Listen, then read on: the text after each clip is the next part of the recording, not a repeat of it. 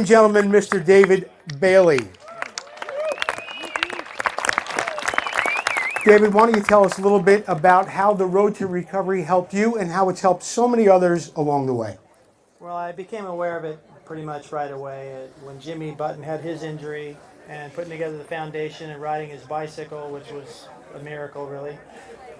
Knowing how bad a condition he was in when he got hurt in San Diego, and then seeing ride a bicycle across the country. Mike Young from Road So to in Recovery. 2017, I ran the idea just for his influence and advice, really, on how to put that together for a four-man team to go across the country. And so we did this race across America called RAM.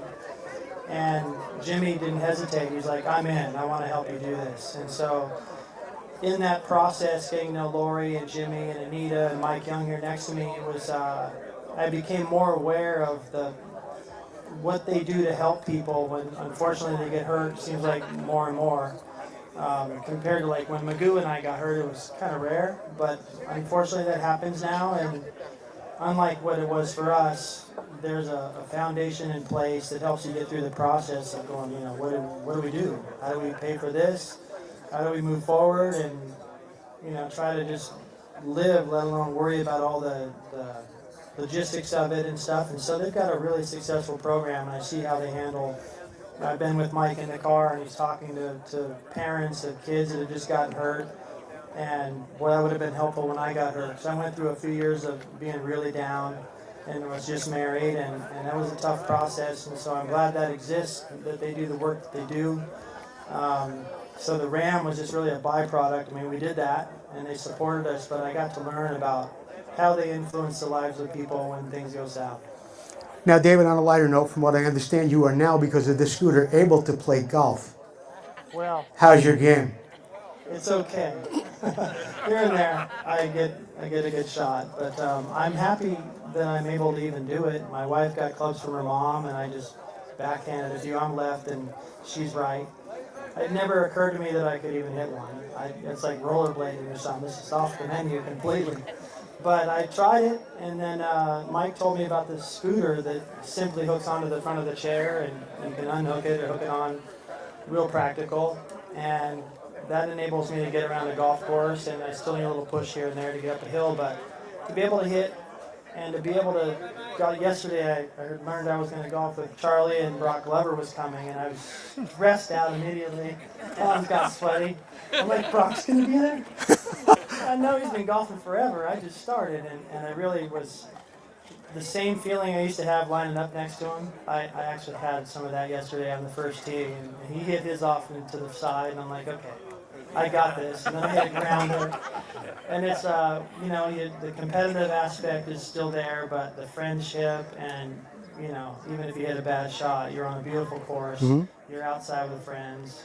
I never expected to be able to do that, and another reason that I appreciate Road to Recovery's influence, I have one of these scooters now that gets me around. I can ride with my bike. My wife on electric, like a beach cruiser electric bike, and I'm just looking across at her going like 15 miles an hour along the beach or somewhere going, I'm in my wheelchair. It's amazing what this has enabled me to do, and to come to this event and see this golf course. I've heard about it, and now I've done 2 laps on it, and it's tough as they say. David Bailey, ladies and gentlemen. To my right is 1996 four-stroke champion Mike Young, who is also on a scooter here. Mike, why don't you tell us about the Road to Recovery, what your experience is with them, and how have you helped them along the way as well? Well, thank you very much, and thank you guys all for partaking in this. Thanks for Brock for coming up with this with Charlie. What an amazing opportunity to come and just get a bunch of cool guys together and ladies together and have some fun out on a golf course. But I was hurt, 24 years ago, and you don't ever expect that to happen. It's not something motocrossers ever think about. So I saw David get hurt 10 years before, and then I got hurt, and we had similar injuries, and so we came together, and now we're good buddies, and we do this kind of stuff together. But Road to Recovery one day just called Jimmy Button, said, hey, I'd really love to see if you'd be interested in being our advocate for our riders and our athletes. You've got the experience. You've been down the road. You've been trained well by people like David. So they gave me this opportunity, and I'm so grateful for it. So, yeah, I come in at the very beginning, and I work with the families and the riders. Most of the time, it's the families because the riders are incapacitated at the time, and we kind of help them on their journey. It's almost like if you lined up on the gate for your first race and you didn't know what you were doing, you probably wouldn't do so good. But if David trained you or Brock trained you for a month or two and you showed up, you're probably going to have a way better learning curve. So hopefully that's a road to recovery. We bring that learning curve to these families that have just had tragic things happen. Their lives just turned around. And so Lori is amazing, and Lori helped put all this together. She does all of our marketing, she does all of our events, and she's the brains behind a lot of what we do. And we've got just a great team. Jimmy's mom works with us as well, and she does all the bookkeeping and stuff. So we make a good team together. We all bring our gifts, and we try and use our gifts and use them well. But we're just grateful. We couldn't do anything without the support of our industry, like all of you guys. And the best part, I think, of all of this, other than all of us just getting together, is just these stories from all these guys and from the history of this track. Obviously, I wasn't even born probably when they were racing here, but it's so rad to hear, and it's so rad to see people that have raced here and done things. So I'm super stoked. So thanks for having us. Mike Young, thank you so much. I am going to move to my left here. Excuse me, David, I got to bring this cable over your head. Let's see if I get this guy's stats right. 6-time AMA national champion, winner of the 1981 Trans Am. Did I get it right so far, Brock? Close enough. Close enough. We don't care. The golden boy, Brock Lover. Now, Brock, you are a little bit too young to be riding here in 1968 when the first race was held at this park. But tell me what you remember hearing about it, or what your first recollection of motocross was at that time. Give us a little brief background of what was going on. Well, first I want to thank everybody for Charles and Rob Stewart and Mike Marquez, and just for inviting me to be part of it. I know from Southern California and all, but I have so many dear friends from Northern California. My ex-teammate Donnie Cantalupe, you got Mike Preston, you got Billy Grossi. I mean, these guys that I got to race with and be teammates with, and there's so many of you out there that I got to spend time on the track. So thank you for inviting me up here to start with. But I know De La Viega only from looking at magazines and things. Edison Dye was actually a San Diego-based man, a gentleman in La Mesa next door to where I grew up. I was fortunate enough to, kind of know about the Interams and the Trans Ams and different things like that. I told some stories to some people about running into a gentleman in Houston, Texas that bought a bunch of the old memorabilia from Edison Dye's widow, and it had a lot of different fun things, from canceled checks from the guys like Roger DaCosta, Joel Robera, and these people who actually cashed checks from this racetrack, and including an invoice for a damaged shower curtain from a gentleman named Joel Robert, who damaged the Santa Cruz Motel for about $11.43. To the penny, they sent Edison Dye an invoice for the damaged shower curtain. But so I knew about this track, and the first time I got invited to play golf with Charles and some of the friends here, and we came out here and played, and he told me it was an old motocross track, and I couldn't believe it. But actually, the more I played golf on it, it still probably could be a motocross track. It's a tough undulating course there, so it's just great to be here, and just for a great cause for road recovery and helping, as Mike so eloquently mentioned, about helping these families that have had suffered trauma and tragic situations in their life. And road to recovery is really our only source for help in the injured riders. Brock, now while the Road to Recovery, of course, is an amazing organization, I know that there's another charitable organization that you're very, very involved with for a personal reason. I'd like to give you a moment to talk about that. Of course, I'm talking about the Cystic Fibrosis Training Foundation. Well, that's more of like, again, it is something that I'm involved in. Obviously, our son has cystic fibrosis, and he's now 19 years old. Many of you out there, including Brad and Lori Lackey, and many of the rider David and Gina, and just so many of you supported events that I've put on in the past. There's been some remarkable breakthroughs in that cystic fibrosis, the disease, and fighting it. And our son is really living quite healthily right now, and it's a remarkable thing, because when I found out he was diagnosed with it, the life expectancy was in the high 20s and early 30s, and now it's much people are going on to literally living much more normal lives. And so that's a little bit of a different thing. Obviously, it's dear to my heart. It's my child. But on the flip side, the road to recovery is also something very important to me too, because everything I've ever had in my life, it pretty much has been given to me from motocross. So it's important for me to give back to the sport. The golden boy, Brock Glover. I am going to head back down this way because I'm hoping to get a very interesting, well, I think it's going to be the truth.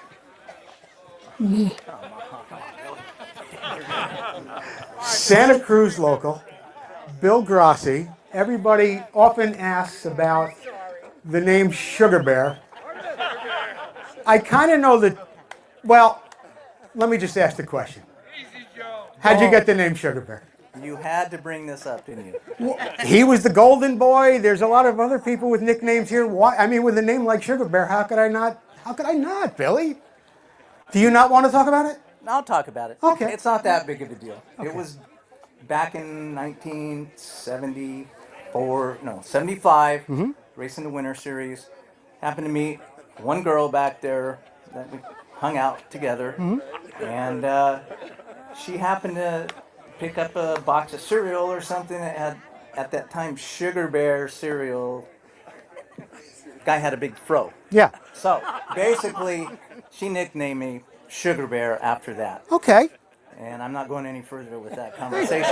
It's all right. You know, you could have been Tony the Tiger. You could have been Snap Crackle Pop. I don't know. Right? But you were Sugar Bear. I could have been Hurricane or Tornado, but no, I'm Sugar Bear. Okay.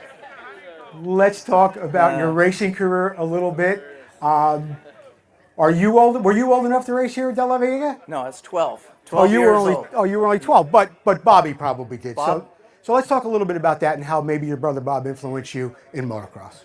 Well, yeah, Big Brother Bob was top guy, man, and him and Brad and Rap and everybody that's here, they all were people I looked up to. So being in the racing family, it was just natural for me just to come right behind him, and he helped me get, my first little support ride with Husky, and we went on the road together. We borrowed my dad's brand new van and took off. So yeah, he was a huge influence, and guys like Rap and my old mechanic Jojo and Rick Lytle. I mean, I got a lot of people here I'd like to thank. So thank you everybody for support and friendship through all the years. Bill Grossi, thank you so much, and for all the good memories too. Oh, yeah. And thank you, Bill, for sharing the Sugar Bear story with us. All right. Thanks. Let's move on to a gentleman right here who has the dubious distinction of being the editor. No, Come on now. You told me you're the editor of Dirt Bike Magazine. no, it's a different one. He's here. That's Dom. So then who are you? My name's Michael Preston. Michael Preston? A NorCal guy. All right, you're a NorCal guy. You know what? We've got nothing to do. Let's talk. Come on. Yeah. Come on, Mike. Tell me what's going on. I was buddies with Donnie. We Yeah. lived, our parents lived a couple miles, by each other and Right. whatever. And I raced. We came over here to Watsonville and raced with all the guys, Billy and Charles, Mike Marquez, everybody, Robbie Stewart, all of them, and won a few races and all that. I don't have any, maybe CMC race number 1 or something, but that's about it. Okay. What else? Kawasaki road race man. You were a Kawasaki road race manager, weren't you? I went to Kawasaki in late 70s, and I started in the testing department. Actually, I was at Suzuki before testing, and went to Kawasaki, ran their research and development testing for the motocross and all the other stuff. Okay. And last position they gave me, they wanted me to run road racing, which I don't know anything about. I'm Joe Abbate. You're watching Vintage Motocross Q&A. Let's get down to the starting line, and I'll tell you about what you're going to see on tonight's show. In the What's At Worst segment, we've got a 1985 Honda CR125. We also have a CZ125 in the Moto Showcase, and Rickman. You ever heard of a Rickman? And what's a Matisse anyway? We're going to find out all that and a whole lot more coming up on Vintage Motocross Q&A. I'm Jerry Maddox, And I'm Ryder Maddox in sunny California. and you're watching Vintage Motocross Q&A, hosted by Joe Abbate.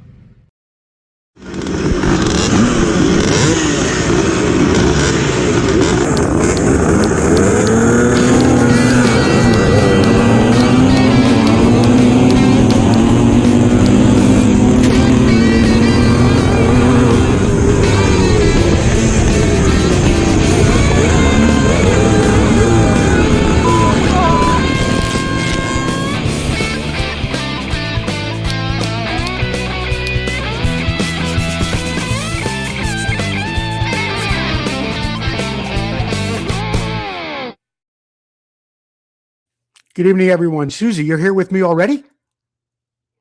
Boy, you jumped right in there. Too bad I can't hear you so well. We're going to get back in a second. Just check your microphone and we'll find out what's going on in just a minute with Susie. In the meantime, thank you for joining with me. And if you're watching the show on YouTube or on Facebook, please share the show, become a subscriber to our YouTube channel, and tell your friends about us on Facebook. Alrighty. I want to thank Russell Waters and Amsoil for being a sponsor of the show for so many years now.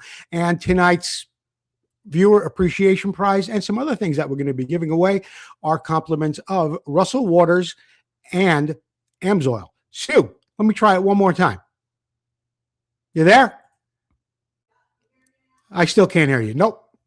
Anyway, we are going to get back with Susie in just a little bit, and by the time it comes to giveaway surprises, now I can hear you beautifully, honey. Come on, we're only doing this show for 5 years. What are you giving away tonight, and what are you doing? Tell me. I have Amsoil swag, right? Yeah. Yeah, a lot of stuff from Russell Waters. He's kind enough to supply us with some great goodies. Okay.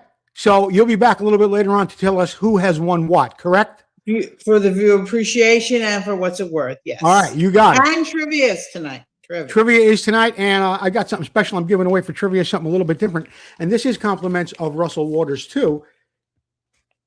It's a flying fin mud flap. Okay. Cool. We'll get back to that and a couple of other things a little bit later on in the show. All right. In the meantime, let's move on with the first segment of the show.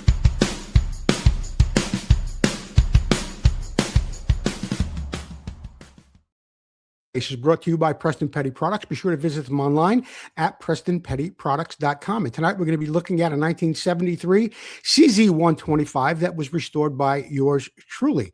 And a little background on CZ. Let's bring up a picture. And then I'll tell you a little bit about CZ. CZ is a Czech company that produces Desta forklifts and components for the automobile industry. And it was formerly a firearms manufacturer, also known for making CZ motorcycles.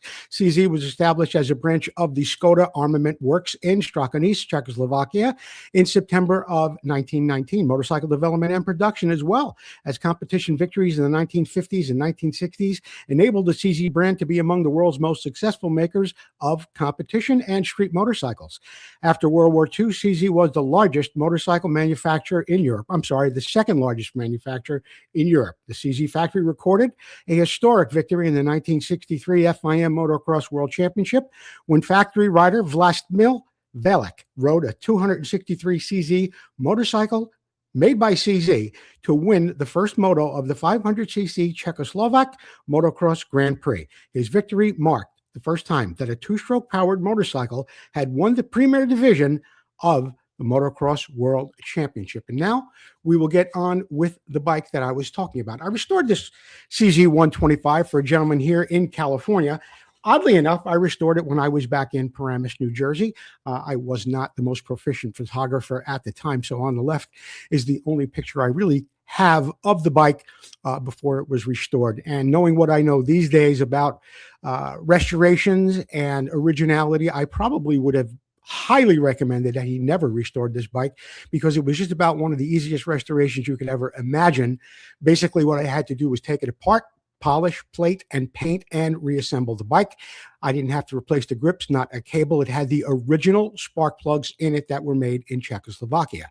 There were some things that needed some attention, and because it was a restoration and not just a refurbishment, so to speak, we did polish the hardware and plate it, as you could see by the pictures here. With the before and after. Of course, the before is on the left. Here's another good shot of the forks and the triple clamps. I tried my best not to overdo it on the polishing, and I think that comes out when you look at the triple clamps here. If you look closely, that is the same hardware on the left as you see on the right. You can see that nut and the bolt at the bottom of the where it pinches the forks in the triple clamp. A shot of the left side of the tank and the right side. It just had some character marks on it on the right side. The left side of the tank looked pretty well. And at this time, I was doing my own painting as well, and I'm kind of proud of that job.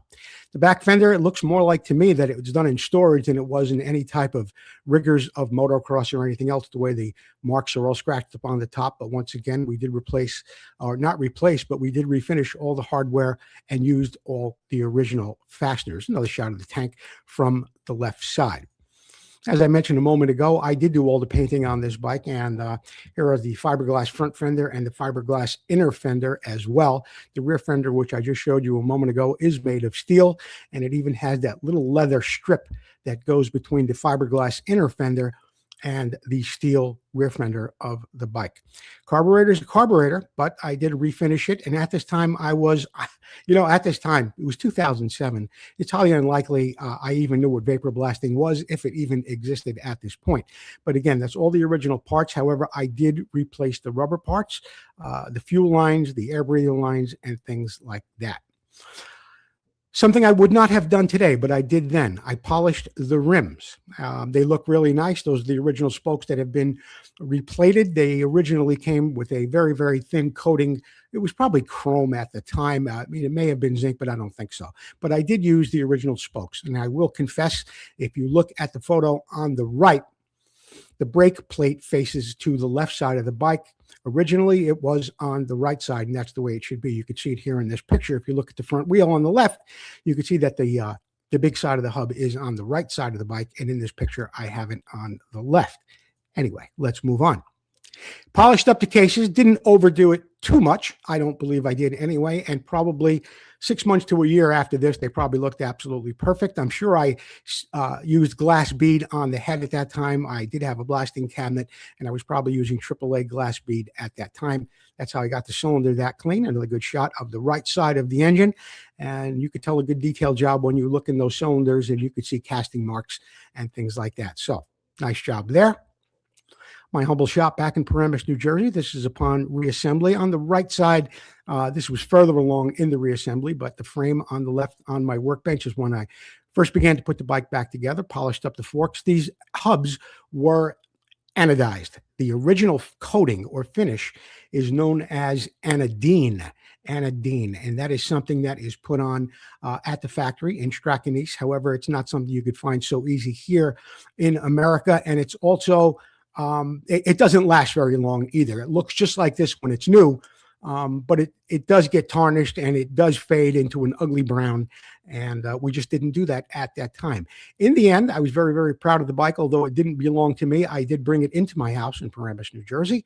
Susie didn't mind. There was always room for one more bike in that beautiful room we had in the back. So I brought it in, and if you look closely there at the bottom, the bike did take a first place in a bike show shortly after I completed it. That was back in 2007, the Nesco Vintage Bike Show. My dear friend Joe Abbate puts that on every year, and my bike did take a first place. It was shortly after that where a beautiful tractor trailer arrived. We loaded up the bike, and it went on its way back to California. So that is it for this week's Moto Showcase, brought to you by Joe Abbate. And I was just telling you about the Nesco Swap Meet Vintage Street Bike Show, the 27th annual. So that's 20 years ago that I had that CD there. The 27th annual Nesco Vintage Bike Show happens this Halloween and Sunday, November 1st. It's food, it's fun. You can get a vendor booth for the 2 days. Kids under 12 get in free. All right. So there you have it for the Moto Showcase. Let's move on with the show.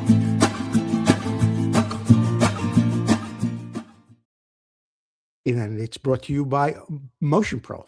Tools, cables, and controls since 1984. And the next time I try this segment, I'm going to tell you a little bit about silicone spray. Where should it be used? Where shouldn't it be used? Let's take a look. Right. For years, many people have been using WD-40. Great product around the house. Good for squeaky hinges and things like that. But it's not the be-all and the end-all to all of your answers. A great product to use is silicone spray like this. Where is it good? You won't believe how many places it's actually great in. Number one, for rubber parts, when you're putting things back together like this fender, little rubber grommets like this are becoming expensive, especially if they're NOS. You want to make sure they're lubricated before you put them through these little holes. You're going to be tempted sometimes to try and pry them into the hole with a screwdriver. If you rip it, That's going to be money down the drain. You don't want to do that. You want to use silicone spray on it. Also, another great place to use it is in your throttle tube. Okay, it dissipates oil, it dissipates moisture, it puts a nice clean lubrication on there that's not going to go away like standard lubricants or WD-40 does. Another great place to use silicone spray, believe it or not, is on the zipper of your race pants. I wonder if these pants still fit me. I don't know. Anyway, on the zipper of your race pants, a great place to use silicone spray. It doesn't stain the fabric, and it keeps away dust, and it doesn't leave a unnatural oily look. So next time you're out there, get yourself some silicone spray. Use it on the zipper of your race pants, the zipper of your jacket. It's great for rubber products. It's great for lubricating plastic against metal, like on a throttle tube. Silicone spray. Get yourself some. You're going to really be happy you did. All right, moving on.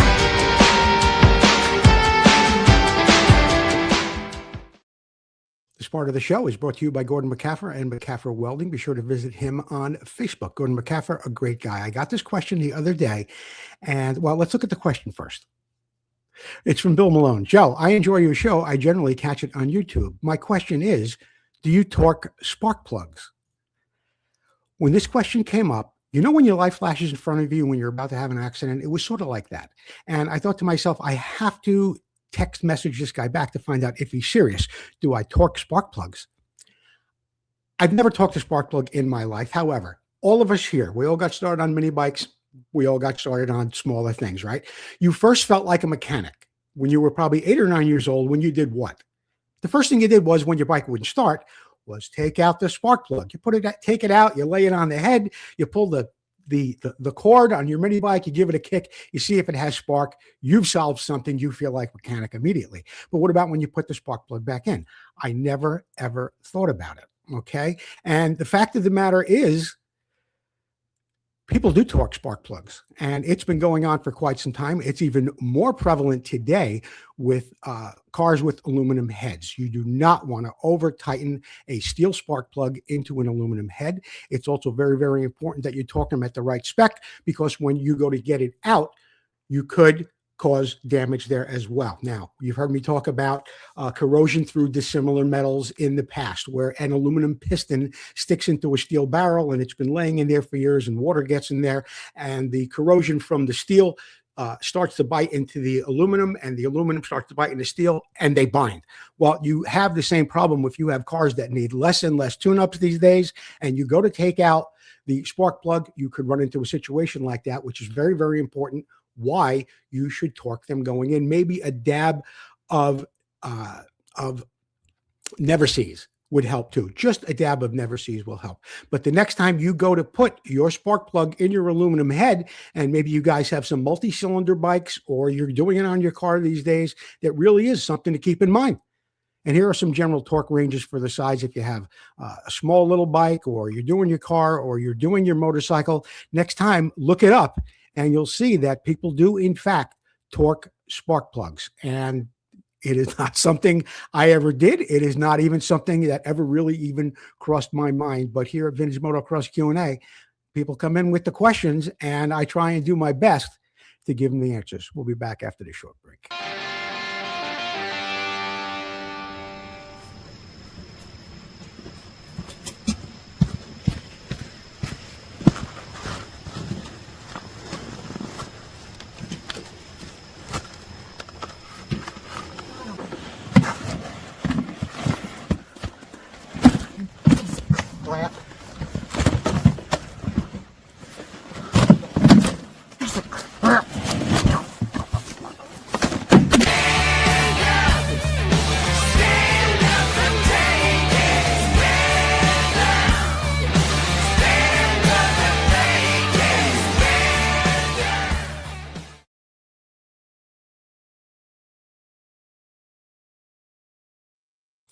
Thank you, Russell Waters. And www.theoilpeople.shop, amsoil.com. You can still get this Dominator two-stroke oil regularly, $81 now, just $59.75. Available through Russell Waters. Go to theoilpeople.shop, amsoil.com, and you will get that break directly from Russell himself.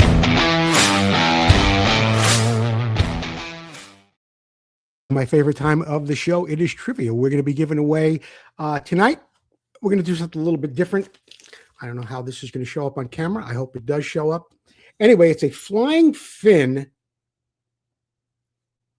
Anyway, it's a mud flap. It's NOS. It's flying fin. It was designed by Motorcycle Accessories. It was, of course, endorsed by Heikki Mikkola, the Flying Fin. Okay, so I wanted to give away something a little bit different this week, and I came up with that.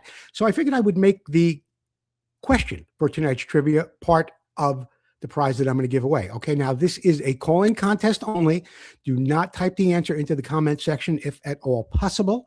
So call in 925-784-2195. Susie is standing by right now. Do not answer in the comments section, please. And here's the question. What or who was the first company to offer rubber mud flaps for motorcycles? Who or what was the first company to offer rubber mud flaps for motorcycles? I am talking about the aftermarket world. And I will tell you that during World War II, Harley Davidson and the British Army did put rubber mud flaps on their motorcycles. So it was after World War II. But who was the first company that offered rubber mud flaps, universal fit, for motorcycles? Okay. 925-784-2195. And hopefully Susie will be in with a winner shortly. Okay. In the meantime,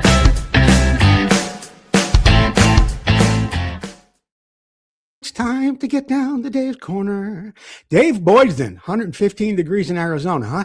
You say what you want about California, but California will never do that to you. Not in Northern California anyway. Let's get down to Dave's Corner and see what he's got cooking. This is a NOS C&J frame for the XL 350 motor. This one is a 76 motor, which means it would go in historic 4-stroke.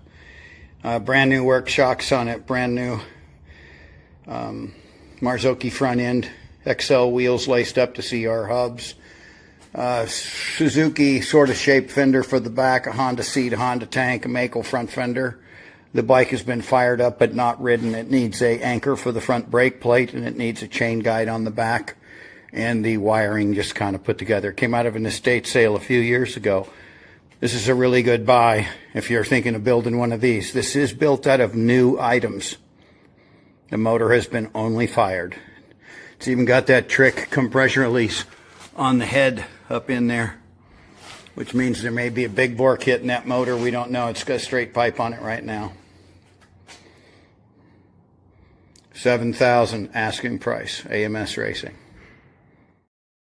All right, real nice bike from Dave Boydston with all the goodies on it, and a Trek aftermarket frame as well. No phone calls yet, but who or what was the first company to offer rubber mud flaps for motorcycles? All right.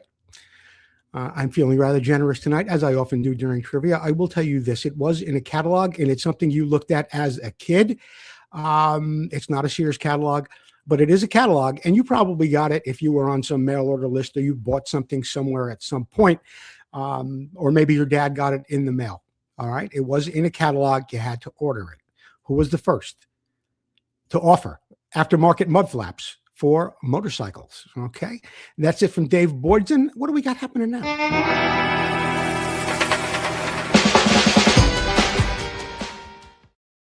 The What's It Worth segment is brought to you by Full Circle Racing. Be sure to visit them online at fullcircleracing.com.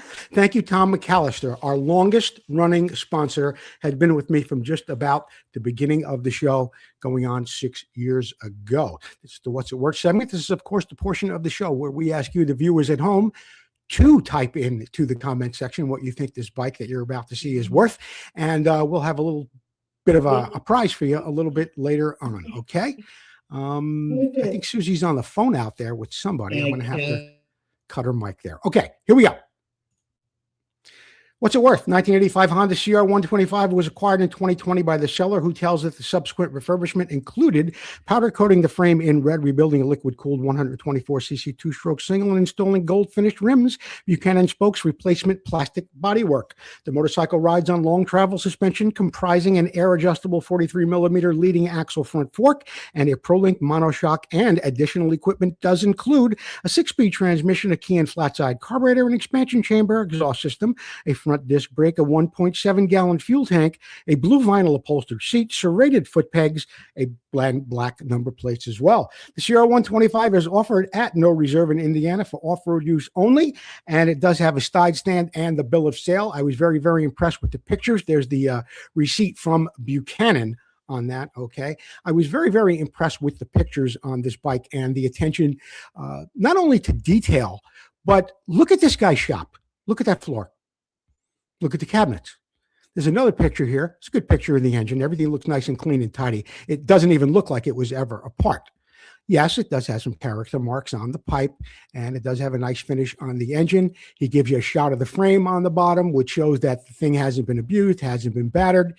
There is, of course, the 43 millimeter forks he was talking about, the Proling shock. But look at this picture right here. Guy's got a quad, he's got a Dodge, he's got a lift, he's got some snowmobiles in there, and I would buy confidently from this guy. All right. How much you think this bike recently sold for? 2,000? 4,000? 5,000? This bike sold for just $3,000. $3,000 on August 25th. That was just yesterday. All right. August 25th, $3,000. I'm going to take a quick glance just right now to see if anybody got close at 3,000. 3,500, 52, 49, 51, 3,700, 6,500, 4,700. So far, everybody is over. Nobody at $3,000. And somebody doesn't listen and put the answer to trivia in the comment section. That's okay. And so far, nobody has gotten the correct amount, which was $3,000. Okay, $3,000. So I don't think we're giving away any prizes tonight as far as the What's It Worth segment goes. All right, we'll be right back after this. I'm Gary Wolsey, and you're watching Vintage Motocross Q&A.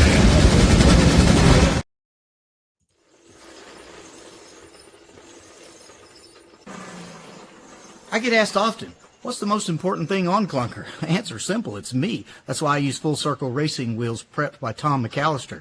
So should you. Watch this and learn why.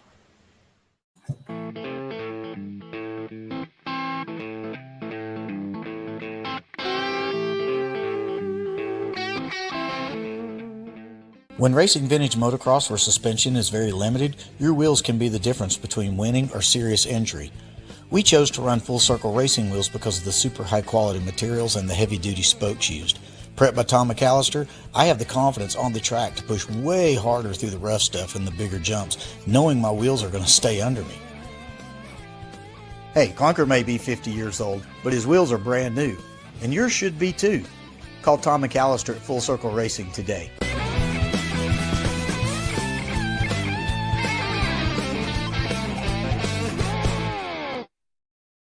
We're back live at Vintage Motocross Q&A. I think Susie has the trivia winner on the phone. I think she'll be in a second.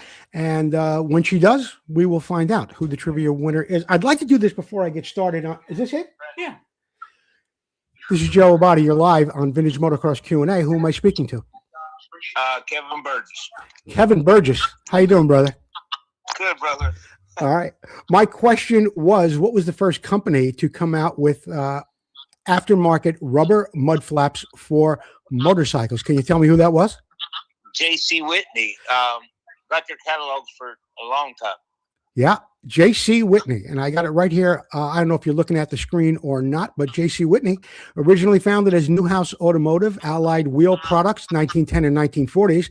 They popularized universal cut-to-fit rubber mud flaps for all kinds of motor vehicles, including motorcycles, by the 20th century. Kevin, I want to thank you for playing along with the show and for being a constant viewer. All right. So you hang in there. We'll get your address and we'll get you out this mud flap. All right. Thank you, Joe. You are welcome. Bye-bye. All right. Yeah. And just as I mentioned, I don't know if you guys remember J.C. Whitney. There was always a catalog floating around our house for some reason. And remember the one where they always showed like a motorcycle getting new brakes and there was a little drawing and it showed the guy stopping smooth. And the other one, it showed the back wheel kind of hopping.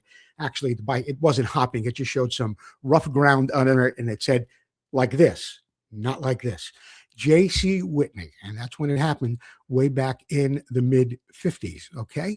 And, we were talking about moving on with the Did You Know segment. Oh, and Suze, Hang on, I got her in here. Get this wrapped up right now, too. Hang on. So, you there? All right. What is happening with the viewer? What's happening with the viewer appreciation? You got a winner? You hear me? Yeah, I can hear you. Okay, it's William Kissich. William Kissich? Yes. Bill Kissich. You are Yep. tonight's viewer appreciation winner, Bill Kissich. Get us your address and we'll get you something really nice. Compliments of Amsoil. Yes, honey, of course I can hear you. And, like I often say to you, when you tell me to do something, I do it. There's no need to remind me every 6 months. We'll be right back with Susie a little bit later on in the show. And we are going to move on right now with the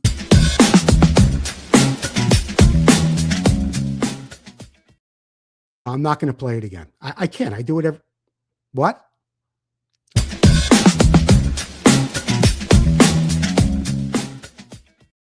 All right, Jeff Kokoski and the Did You Know segment. And tonight we've got something very, very interesting. And it is about the company you know as Bridgestone. So let's get started. The Bridgestone Corporation, headquartered in Tokyo, Japan, is the world's second largest automotive tire manufacturer by revenue behind competitor Michelin and its subsidiaries. Coincidentally, Lego is the largest tire maker in the world by number of tires produced. In the 1990s and 2020s, Bridgestone was a dominant off-road brand with legendary riders like Jeremy McGrath, Ricky Carmichael, and James Stewart racing on Bridgestone treads. But did you know how Bridgestone tires got their start? In April of 1930, Soichiro Ishibashi began making tires through the division of Nihon Tabi Company in the city of Kerume in the island of Kyushu in the south of Japan. Less than a year later, in 1931, he started the Bridgestone Tire Company and began construction of a new manufacturing plant in Kerume. The name Bridgestone comes from Ishibashi's name. In Japanese, Ishi means stone and Bashi means bridge. Very interesting, Jeff. By 1934, the tire plant was up and running and producing tires for the emerging Japanese auto and truck market. Foregoing dependence on the more established European and Northern American tire technologies, the company set its sights on manufacturing the tires based largely on Japanese know-how. Unfortunately, the fledgling company experienced many difficulties and technology and production in its sales in the early days. In 1935, they diversified slightly. In addition to tires, they began producing golf balls, which they still manufacture today, along with golf clubs and accessories. Eventually, improvements in quality and manufacturing processes led to the business rapidly expanding in domestic and overseas markets. Now, in 1937, Bridgestone moved its office headquarters to Tokyo, which probably wasn't a wise decision because the world's events that were about to take place in a few years would be life-changing, and that would be throughout the world. During World War II, regulations were in effect that dedicated pretty much all of Bridgestone's tire output to satisfy military demand. Although in 1945 saw the end of the armed conflict, the company was devastated by the war. The Tokyo headquarters was destroyed during the aerial bombing raid, and all overseas assets were lost. Fortunately, the tire production plants were relatively unscathed, so production was able to resume just about immediately after the war had ended. However, since the Japanese economy was in shambles, the need for automotive truck tires was significantly reduced until the country could get back on its feet once again. Bridgestone saw the need for cheap transportation. So by 1949, here we are. Bridgestone saw the need for cheap transportation. So by 1949, they shifted focus a bit while the tire industry was still recovering from the war and started making bicycles. The bicycles were sold under the Bridgestone name and later special road racing models under the name Anchor. In the 1980s and 90s, the bicycle division of Bridgestone was an innovator in the emerging mountain bike scene, designing nimbler mountain bikes with shorter chain stays and steeper frame angles than most popular bikes at that time. Bridgestone still makes bicycles today, but they're only available in Japan, making them highly collectible here in the US after they closed the American bicycle business just about 30 years ago. Now, of course, after producing bicycles as a means of inexpensive transportation, they went on to produce, motorcycles as well.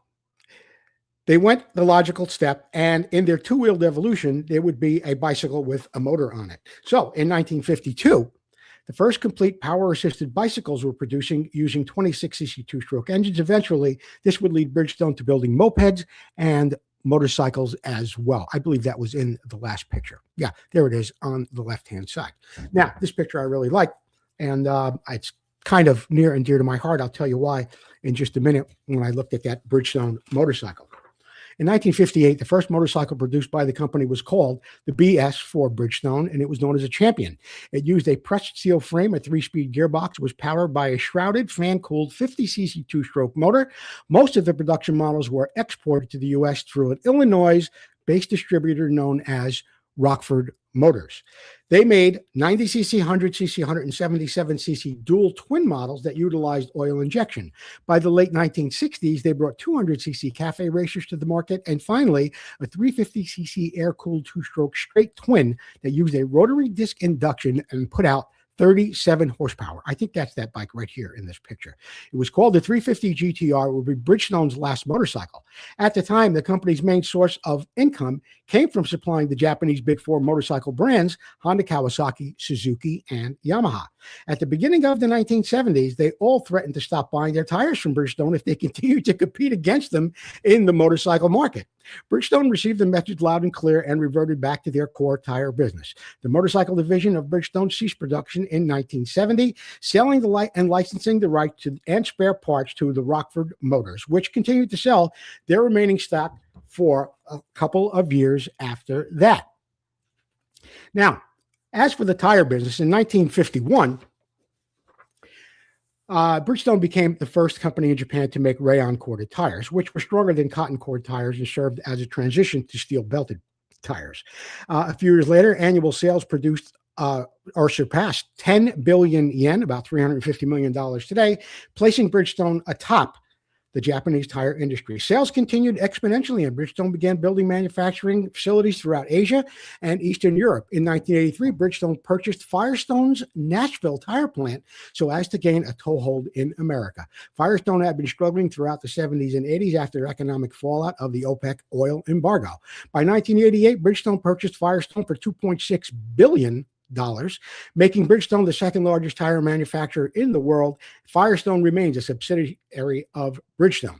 Today, Bridgestone is a huge global company. Although automotive, commercial aircraft, and motorcycle tires are still their main focus, they also supply automakers with vibrating isolated components such as engine mounts, air springs for trucks, automobile, train carriages, as well as aluminum wheels and other accessories as well. Bridgestone's industrial production spanned a vast range, making polyurethane foam for automotive seats and interiors, for bedding and furniture, insulation for ceiling and appliances, buildings, water hoses, marine hoses, for loading and uploading oil tankers, specialty precision hoses, conveyor belts, rubber tracks, tire crawler loaders. The company also makes special rubber-bearing pads for building foundations that protects them from earthquakes.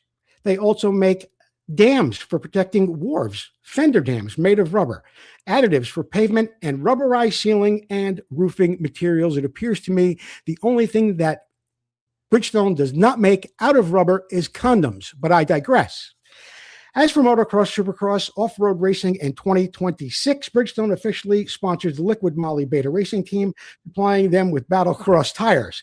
They also title sponsor of Armour National Off-Road Motocross Cross Country Series and provide tire support for the GNC Works and National Hare and Hound Series. And there you have it from Jeff Kokoski, the story of Bridgestone, and why that bike, when I went up to this bike right over here when I was doing the pictures today from Jeff, and I saw that Bridgestone motorcycle. I actually had a Bridgestone 100cc bike. The thing was a claw hammer. You couldn't kill it. This was before I had my YZ125, and I think it may have even, it was probably before like a Yamaha YL2C and my YZ125.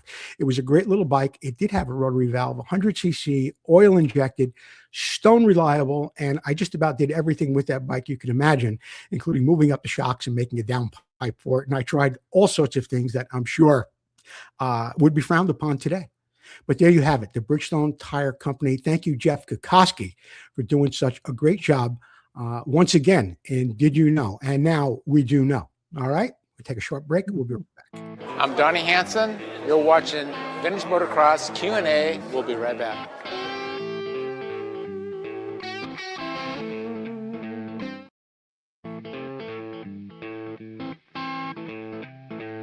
Hi, I'm Paul Parkinson with Replica Motorcycle Parts. I'm sitting here with our test bike, which is ridden by Jerry Maddox. It carries the #1 plate in the US. Let's go over a couple of the parts that we've got on here. We've got our ignition cover with the case saver built into it, so that when the chain comes off, you're not damaging your cases. Spacer, foot pegs. Jerry runs our air box. Seat brackets, keeps the seat on tight so he doesn't fall off when he's going over the whoops. And then this side, Jerry runs a couple little things, a lot of little rubber parts on the bike and stuff are all done by us. And then down here we've got our brake pedal, which has got needle bearings in there, and then it's got a wider toe peg so it gives them a real nice, clean, easy to use brake. And then this is our latest part. This is a CR250 type knuckle. In fact, Honda used them on the last versions of the MR175, and this is a real trick aluminum Kickstarter arm. So that gives them lightweight, strength, and reliability more than anything else. Reliability. All right, be sure to visit replicamotorcycleparts.com online. You can get cool parts like this for your CZs, Kawasaki's, Hondas. They even make Carabella, Suzuki, and a variety of other parts as well, including some very, very accurate silencers for your 1973, 1974 Honda CR125 and 250 Elsinore.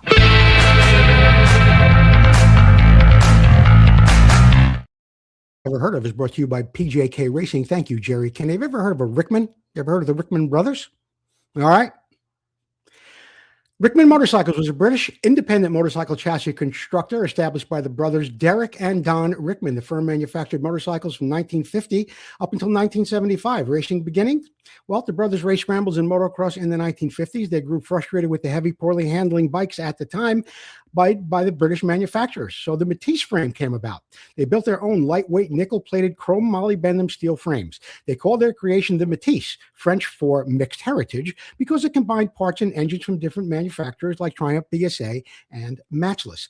Complete motorcycle kits were available because traditional British factories refused to supply them with the engine separately. The brothers began selling high-end frame kits and complete custom motorcycles, later sourcing engines from German manufacturer Zundap and Japanese brands like Honda and Kawasaki.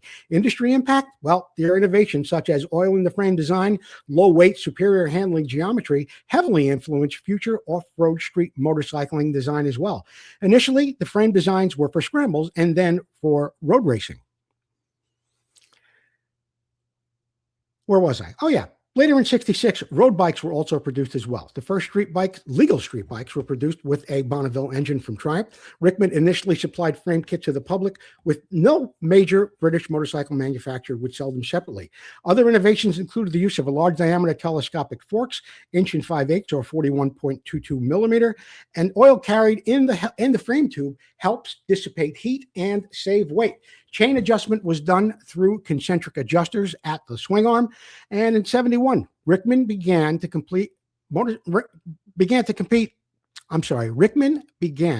producing complete motorcycles, okay, with the engines in them as well. They had Hodaka's, German Zundap engines, and the 250s. They had some Spanish bikes, including Montesas. Many of these little motocross bikes were produced from 1970 to 1971. Now, the company stopped producing complete motorcycles in 75, continuing to produce just accessories. In the 1980s, the Rickman sold their parts company called MRD, Model, Replica, and Design, until they specializing in model airplanes. MRD Matisse was born and run by Pat French, a Rickman Matisse enthusiast.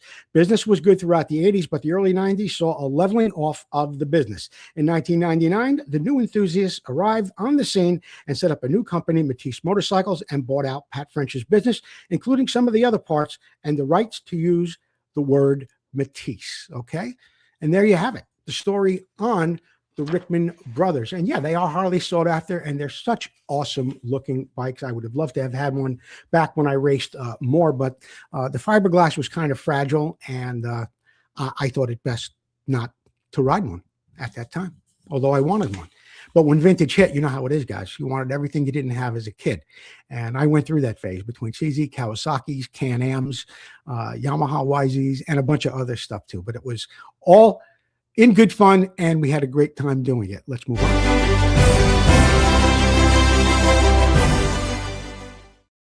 Motocross History is brought to you by Racer X Magazine. Be sure to visit them online at racerxmagazine.com. 1979, at the final round of the AMA Mr. Pibb 500cc National Championship, Suzuki's Daniel Laporte did not win the race at St. Petersburg Sunshine Speedway in Florida. Yamaha's Mike Bell did, but his runner-up finish was enough to claim the 1979 AMA national title. Suzuki also had a good day in the 125 class with Mark Barnett, and Brock Glover also clinched his third straight 125 victory on a Yamaha that day. 2001. I'm not finished. I said 2001. At Broome Tioga in New York, Team Kawasaki's Ricky Carmichael clinched a second straight AMA 250cc national title, 1 round early, sealing up the title with 1 round yet to be run, and with a win over at Suzuki. And the next week, instead of racing the 250 class, Carmichael went on to race a 125 the next week, and he won that class as well. Not the national championship that year, but he did win on a 125 the same year he won on a 250. So Ricky's got that going for him as well. I really would like to take one more commercial break, but I think I'm out of commercials. So I guess I might as well just continue on with the show. And I know what it is. It's time for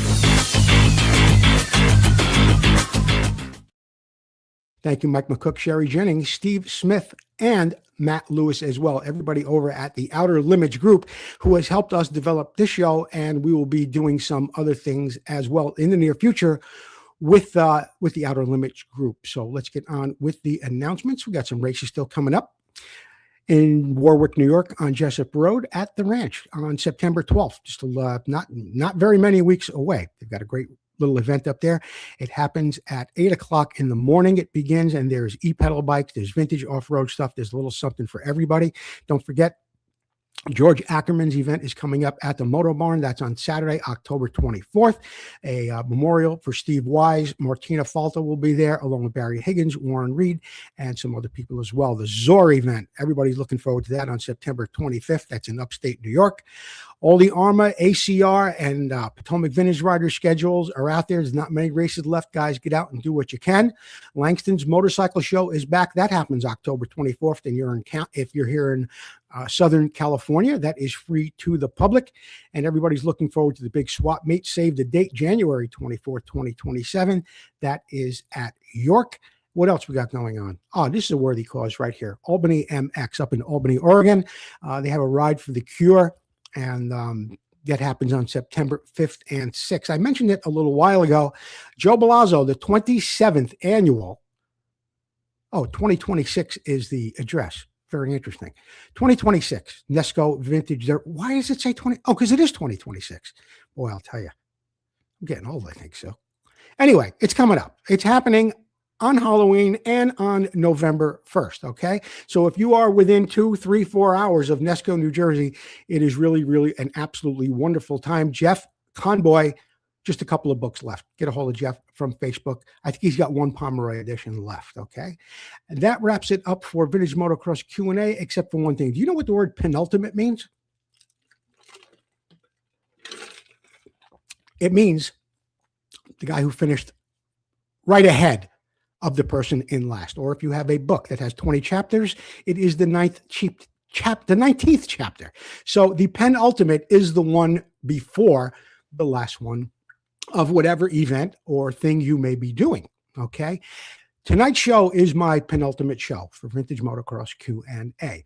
September will mark 6 years since we began doing the show, and next week will be my last Vintage Motocross Q&A show. I am planning something special for that final chapter in Vintage Motocross Q&A, so don't miss it next week, and we will be here at 5 o'clock. The show might even run a little bit long. I don't know. I've got some good videos and things that I want to show you from over the years, including some video from my Jaroslav Falta interview, Rick Simon, Steve Wise, some people that are no longer with us, and so many other things that I just want to bring up, and so many other people that I want to thank for all the years of support and watching the show. But next week will be the swan song, so to speak. Okay, so join me next week. It's going to be a great show. It will definitely be memorable. In the meantime, I want to thank all the viewers at home. Congratulations to the people that won things tonight. And I will be back with, I'm not going away completely, guys. I'll just say that. And if I'm going to say more on next week's show, I got to think about that. But in the meantime, next week is the last show for Vintage Motocross Q&A, but there'll be more stuff going on after that, okay? Thanks for watching. Susie, I love you. Thank you all very much. We'll see you next time on Vintage Motocross Q&A.